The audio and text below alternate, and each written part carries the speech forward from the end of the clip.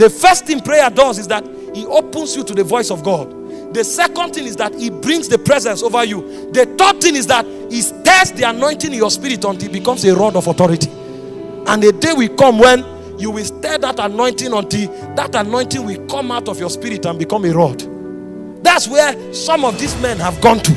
And when they speak, their words never fall to the ground. Samuel, the Bible said in Samuel 7:12, it said the Philistines were tormenting Israel until Samuel came and planted a stone and called it Ebenezer. And when that priesthood was completed, he said from that day, the hand of God was perpetually against the Philistines.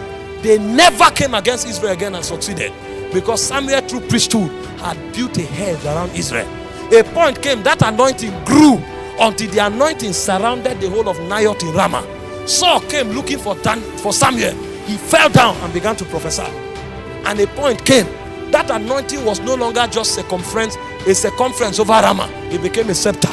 And when they said they needed a king, Samuel showed up and said, to show you that I'm speaking for God. He said, this is dry season. He said, now rain will begin to fall. He didn't pray again. But the moment he said it, rain began to fall. Because the anointing grew from a stirring, it became an atmosphere, it became a scepter. You will pray until that oil in your spirit will become a rod that you carry. And when you do this long enough, if you finish your assignment on earth and you want to go, you will hand over that rod to somebody as a mantle. Because at this time, you decide how you use it. It's no longer an anointing you stir. It's no longer an atmosphere. It has become a mantle. This is how mantles are created. Mantles are created from the altar of priesthood. A man walks on the oil. The oil becomes an atmosphere. Then it becomes a mantle. When he wants to go, he will say, if you see me when I'm lifted, you have it. If you see me, this is not something you do anymore. I have it. I can give it to you. And like joke, when the mantle fell, he caught it. He stood by the Jordan. He said, where is the God of Elijah? He hit it on the water. The water parted. The same thing that took Elijah years of crystallizing, he had given it as a token.